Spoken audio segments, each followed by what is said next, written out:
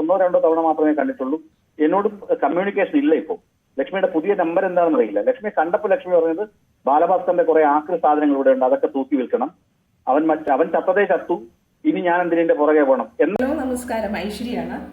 നമ്മൾ ഇന്ന് സംസാരിക്കുന്ന ഒരു വിഷയം എന്ന് വെച്ചാൽ ബാലഭാസ്കർ, നമ്മുടെ വയലിനിസ്റ്റ് ബാലഭാസ്കർ നമ്മളെ വിട്ടു പിരിഞ്ഞിട്ട് ഇന്ന് 6 വർഷം ആവും. ഇപ്പോൾ ഈ സാഹചര്യത്തിൽ ഇപ്പം റീസെൻ്റ്ലി അദ്ദേഹത്തിൻ്റെ ഡ്രൈവർ മായി ബന്ധപ്പെട്ട് കുറച്ച് കാര്യ ഇഷ്യൂസ് നടന്നുകൊണ്ടിരിക്കുകയാണ്. എല്ലാവരും അറിഞ്ഞിട്ടുണ്ടാവും. അദ്ദേഹത്തിനെ സ്നേഹിക്കുന്നവരെല്ലാം ആ ന്യൂസ് നോട്ട് ചെയ്യുമെന്ന് വിശ്വസിക്കുന്നു.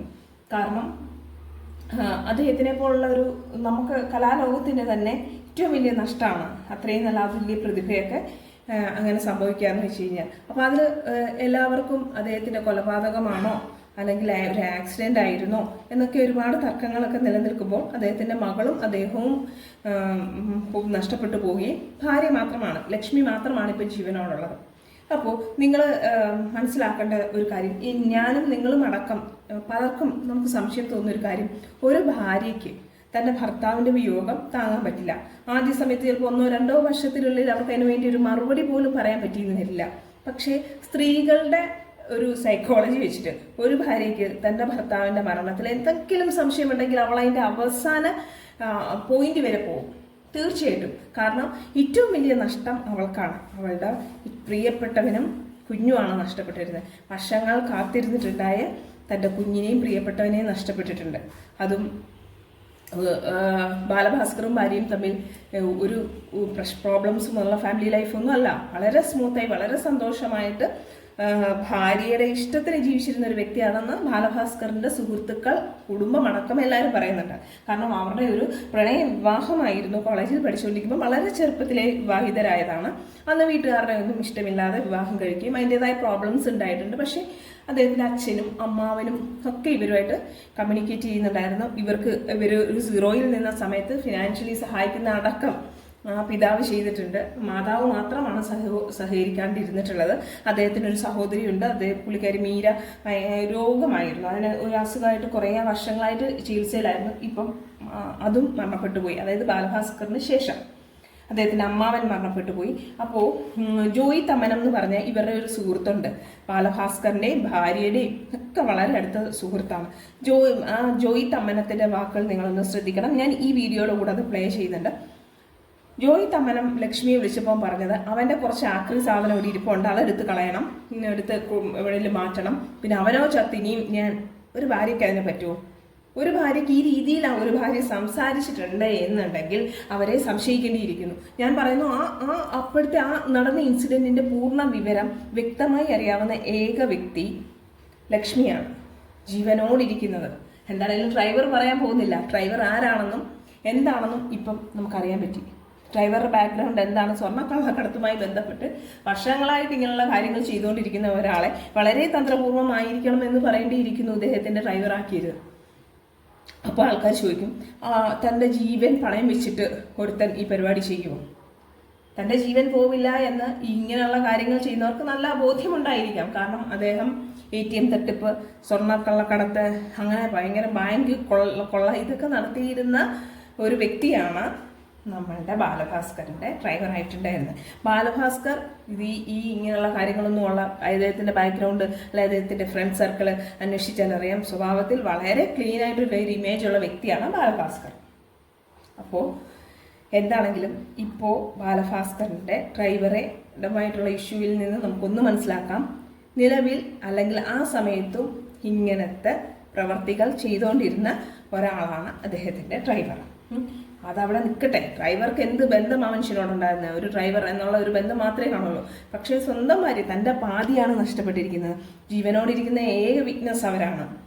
അറ്റ്ലീസ്റ്റ് അവർക്ക് ആ വായൊന്ന് തുറക്കാൻ പറ്റില്ല. എത്രയോ സ്ത്രീകൾ തൻ്റെ ഭർത്താവിൻ്റെ മരണത്തിന് ഇപ്പം തന്നെ നമ്മൾ കാണുന്നുണ്ടല്ലോ, എത്ര പേര് അവരെ കാണും. വളരെ സാധുക്കളായിട്ടുള്ള സ്ത്രീകൾ, സംസാരിക്കാൻ പോലും കഴിവില്ലാത്തവർ, അവർക്ക് എന്ത് ചെയ്യണമെന്നറിയില്ല. പക്ഷേ തൻ്റെ ഭർത്താവിന് എന്തെങ്കിലും സംഭവിച്ചിട്ടുണ്ടെങ്കിൽ അത് എങ്ങനെ, ആര് എന്നറിയുകയും നീതി വേണം, അവർ ശിക്ഷ അനുഭവിക്കണം എന്ന ആത്മാർത്ഥതകൾ നല്ലൊരു ഭാര്യയാണെങ്കിൽ തീർച്ചയായിട്ടും അങ്ങനെ ചിന്തിക്കും. ലക്ഷ്മി അതിന് തയ്യാറാകുന്നില്ലെങ്കിൽ ലക്ഷ്മി എന്തിനെയോ ഭയക്കുന്നു. ഒന്നെങ്കിൽ അത്, അല്ലെങ്കിൽ ഡയറക്റ്റ് അല്ലെങ്കിൽ പോലും ലക്ഷ്മിക്ക് ഇതിലെന്തൊക്കെയോ അറിയാം.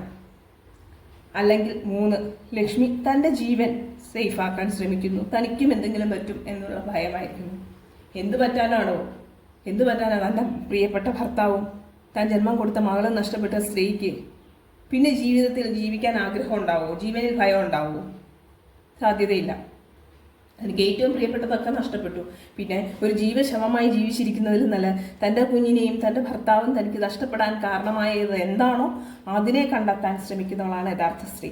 അങ്ങനെ ചെയ്യുന്നില്ല എങ്കിൽ, പക്ഷെ ബാലഭാസ്കറിന്റെ ഫാമിലി ഇതിനു വേണ്ടി ശരിക്കും കഷ്ടപ്പെടുന്നുണ്ട്. ഇതിലൊക്കെ നമുക്ക് അത്ഭുതം തോന്നുന്ന ഒരു കാര്യം, ഇവരുടെ അമ്മാവൻ, ബാലഭാസ്കറിനെ സംഗീതം പഠിപ്പിച്ച തൻ്റെ അമ്മാവൻ, ഈ അമ്മാവൻ ഇവരുടെ ബന്ധത്തിലും സപ്പോർട്ടായിരുന്നു. അദ്ദേഹം മരണപ്പെട്ടു. ഇവർ പോയിട്ടില്ല. 6 വർഷമായി, 1-2 വർഷമൊന്നും അല്ല ബാലഭാസ്കർ പോയിട്ട്. ഈ ലക്ഷ്മി പോയിട്ടില്ല. സ്വന്തം സഹോദരി, ബാലഭാസ്കറിന്റെ സഹോദരി, ബാലഭാസ്കറിന് ഒരുപാട് പ്രിയപ്പെട്ടായിരുന്നു. പുള്ളിക്കാരി ഒരു അസുഖത്തിന്റെ ട്രീറ്റ്മെന്റിൽ കുഞ്ഞുനാളെ മുതലേ ഈ അമ്മയും അച്ഛനും എന്നെയും കൊണ്ട് നടക്കുകയായിരുന്നു. അപ്പം ആ കുട്ടി മരണപ്പെട്ടു. ഇവര് പോയില്ല. എന്തുകൊണ്ട് പോയില്ല? ഇവര് ബാലഭാസ്കറിന്റെ ഭാര്യയാണ്. അദ്ദേഹം നഷ്ടപ്പെട്ടിട്ടുണ്ടെങ്കിലും ഭാര്യയാണ്. അവർക്ക് അവിടെ ചെന്ന് എന്തിനു വന്നു എന്ന് ആരും ചോദിക്കില്ല. അവർ വിളിച്ചാൽ എടുക്കില്ല, അവരോട് സഹകരിക്കില്ല. എന്തിന്? ഇതിനെല്ലാം പിന്നിൽ സാമ്പത്തികമാണോ വലുത്? ബന്ധങ്ങൾക്കപ്പുറത്ത് സാമ്പത്തികമാണോ വലുത്? അദ്ദേഹം അവർക്ക് ജീവിക്കാൻ, അവർക്ക് ഈ ജന്മം മൊത്തം ജീവിക്കാനുള്ളത് അദ്ദേഹം ഉണ്ടാക്കിയിട്ടുണ്ട്. അദ്ദേഹത്തിന് മാതാപിതാക്കളോട് സ്നേഹത്തോടെ സഹകരിച്ച് അവരുടെ മകനും മകളും പോയി അവരുടെ അവസ്ഥയെക്കുറിച്ച് ഇവർ ചിന്തിക്കുന്നുണ്ടോ? ഈ ഒരു കാര്യത്തിൽ ഒരഭിപ്രായം പോലും പറയാൻ ജോയി തമ്മനത്തിന്റെ വാക്കുകൾ ഞാൻ ഈ വീഡിയോയുടെ കൂടെ ആഡ് ചെയ്യുന്നുണ്ട്. നിങ്ങൾ മസ്റ്റായിട്ട് അതൊന്ന് കാണണം. ഈ ഒരു കാര്യത്തിൽ ഒരു വാക്ക് പറയാൻ പോലും ലക്ഷ്മി തയ്യാറായിട്ടില്ല. നിങ്ങളൊന്ന് ആ മനുഷ്യനെ നിങ്ങൾ സ്നേഹിക്കുന്നുണ്ടെങ്കിൽ നിങ്ങൾ ഇതിൻ്റെ ന്യൂസൊക്കെ ഒന്ന് കാണണം. ഒരു വാക്ക് പോലും ഈ സ്ത്രീ പറയാൻ തയ്യാറായിട്ട് എന്തുകൊണ്ട് പറയുന്നില്ല? നഷ്ടപ്പെട്ടത് നിങ്ങൾക്കല്ലേ, നിങ്ങളുടെ ഭർത്താവല്ലേ? ഈ കലാലോകത്തിന് നഷ്ടപ്പെട്ട ഒരു കലാപ്രതിഭയാണെങ്കിൽ ലക്ഷ്മിക്ക് നഷ്ടപ്പെട്ട തൻ്റെ പ്രിയപ്പെട്ടവനും കുഞ്ഞുമല്ലേ?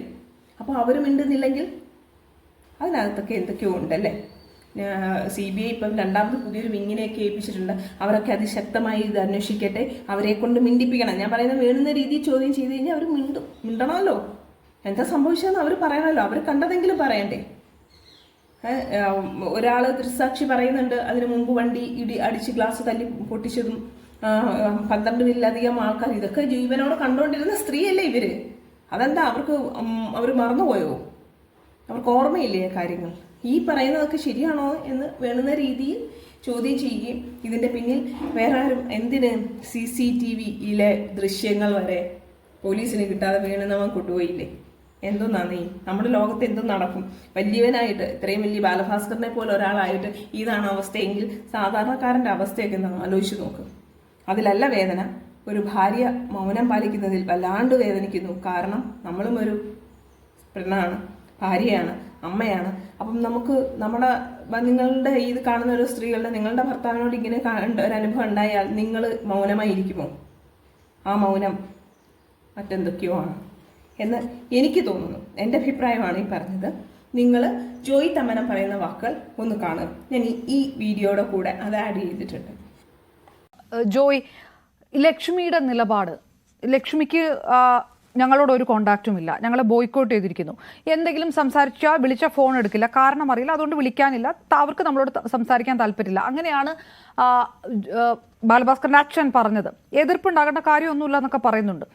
ഈ ബാലഭാസ്കറിന്റെ അമ്മാവനടക്കം മരിച്ചു, സഹോദരി ഒക്കെ സമയത്തൊന്നും ബാലഭാസ്കറിന്റെ ഭാര്യ അങ്ങോട്ട് പോയിട്ടില്ല എന്നുള്ള വിഷയങ്ങളൊക്കെ പലതവണ ചർച്ച ചെയ്യപ്പെടുകയൊക്കെ ചെയ്തിട്ടുണ്ട്. വലിയൊരു ദുരന്തത്തിലൂടെ കടന്നു പോകുമ്പോൾ ഒരാൾ മൗനമായിരിക്കുന്നത്, അയാൾ എല്ലാത്തിൽ നിന്നും മാറി നിൽക്കുന്നതൊക്കെ സ്വാഭാവികമല്ലേ? അതിനെയൊക്കെ ഒരു സംശയത്തിന്റെ നിഴലിൽ നിർത്തുകയാണ് ബാലഭാസ്കറിന്റെ കുടുംബമടക്കം. അങ്ങനെ തോന്നില്ലേ വേണമെങ്കിൽ? ഞാൻ തിരികെ വരാം സാർ. ഞാൻ ജോയോടും ചോദിച്ചാണ്. തീർച്ചയായും ശശികുമാർ സാറ് ലക്ഷ്മിയോട് വളരെ സ്നേഹമുള്ള ഒരു ആളായിരുന്നു ശശികുമാർ സാർ. അതായത് ബാലഭാസ്കറിന്റെ അമ്മാവൻ. അദ്ദേഹം മരിച്ചപ്പോൾ ലക്ഷ്മിക്ക് അവിടെ പോകാമായിരുന്നു. മീര, ബാലഭാസ്കറിന്റെ ചേച്ചി, ദീർഘകാലമായ അസുഖമായി കിടന്ന വ്യക്തിയാണ് മീര. മീര മരിച്ചപ്പോഴും ലക്ഷ്മിക്ക് അവിടെ പോകാമായിരുന്നു. ലക്ഷ്മി ആരും തടയില്ല. ബാലഭാസ്കറിന്റെ ഭാര്യ എന്ന റെസ്പെക്ട് ആ കുടുംബം ലക്ഷ്മിക്ക് നൽകുന്നുണ്ട്. പക്ഷെ ഇങ്ങനെയൊക്കെ ചില സാഹചര്യങ്ങൾ വരുമ്പോൾ സ്വാഭാവികമായ വിമർശനങ്ങൾ ഉണ്ടാകും. ലക്ഷ്മിക്ക് കാര്യങ്ങളിൽ 90% അറിയാമെന്ന് വിശ്വസിക്കുന്ന ഒരു സുഹൃത്താണ് ഞാൻ. കാരണം ലക്ഷ്മി ബാലഭാസ്കറിന്റെ എല്ലാ കാര്യങ്ങളും അറിയുന്ന വ്യക്തിയാണ്. ബാലഭാസ്കർ അങ്ങനെ രഹസ്യങ്ങൾ സൂക്ഷിക്കുന്ന ആൾ, ലക്ഷ്മിയുടെ എല്ലാ കാര്യങ്ങളും പറയുന്ന വ്യക്തിയാണ്. ഞാൻ ബാലഭാസ്കർ മരിച്ച ശേഷം ലക്ഷ്മിയെ 1-2 തവണ മാത്രമേ കണ്ടിട്ടുള്ളൂ. എന്നോട് കമ്മ്യൂണിക്കേഷൻ ഇല്ല ഇപ്പോൾ. ലക്ഷ്മിയുടെ പുതിയ നമ്പർ എന്താണെന്ന് അറിയില്ല. ലക്ഷ്മിയെ കണ്ടപ്പോൾ ലക്ഷ്മി പറഞ്ഞത് ബാലഭാസ്കറിന്റെ കുറെ ആക്രി സാധനങ്ങൾ ഇവിടെ ഉണ്ട്, അതൊക്കെ തൂക്കി വിൽക്കണം, അവൻ ചത്തതേ ചത്തു, ഇനി ഞാൻ എന്തിനെ പുറകെ പോകണം എന്ന തരത്തിലാണ് ലക്ഷ്മിയുടെ മറുപടി. അപ്പൊ അവരുടെ ഇന്റിമസി എത്രമാത്രമാണെന്ന് എനിക്ക് തന്നെ ബോധ്യമായി. പിന്നെ ആ സൗഹൃദം നീട്ടിക്കൊണ്ടുപോയിട്ടും കാര്യമില്ലല്ലോ. ലക്ഷ്മിക്ക് അറിയാം സഹതാപത്തിന്റെ മൂടുപടം കൊണ്ട് മൂടാതെ 6 വർഷം കഴിഞ്ഞു. ലക്ഷ്മിയോട് ചോദിക്കുക എന്താണ് സംഭവിച്ചത്, എന്തുകൊണ്ടാണ് വടക്കുംനാഥ ക്ഷേത്രത്തിൽ നിന്ന് നിങ്ങൾ ഇത്ര വേഗം ഷാജഹാൻ സാർ കിലോമീറ്റർ വരെ പറഞ്ഞല്ലോ, 94 കിലോമീറ്റർ വേഗത്തിൽ ഏകദേശം 72-80 കിലോമീറ്ററോളം ഒരു പാസ് ചെയ്തു. കൊല്ലത്ത് മാത്രമാണ് ഇടയ്ക്കൊന്ന് നിർത്തിയത്, ജ്യൂസ് കുടിക്കാൻ നിർത്തിയത്. പിന്നെ വേറൊരു കാര്യം ഇന്നഡീഷൻ ആയിട്ട് പറയാനുള്ളത്, പ്രകാശ് തമ്പി എന്ന് പറഞ്ഞാൽ ഹാർഡ്വെയർ എഞ്ചിനീയർ ആണ്. അയാൾ പോയിട്ട് ഈ കടകളിലെയും ഈ ഭാഗത്തെയും CCTV മുഴുവൻ പിടിച്ചു വാങ്ങി എന്നുള്ളതാണ്. ഈ വിഷ്വൽസ് മുഴുവൻ അയാളുടെ കസ്റ്റഡിയിലാണ്. അതൊന്നും ആലോചിക്കണം. ഇങ്ങനെയാണ് പോലീസുകാർ എത്തുന്നതിന് മുന്നേ തമ്പി പോയിട്ട് ഈ കടകളിലെ വിഷ്വൽസ് തമ്പി ശേഖരിക്കുകയാണ്. ഈ വണ്ടിയിൽ ആരൊക്കെ ഉണ്ടായിരുന്നു മറ്റാരും അറിയരുത് എന്ന തരത്തിൽ തമ്പി വാങ്ങുകയാണ്. ഇവിടെ ഭയങ്കര സംശയമാണ്. ലക്ഷ്മിക്ക് പറയാം, അർജുനനും സത്യം വെളിപ്പെടുത്താൻ സമയമായി. അത് ചോദിക്കേണ്ട രീതിയിൽ ചോദിക്കണം, അത്രമാത്രം. യെസ്.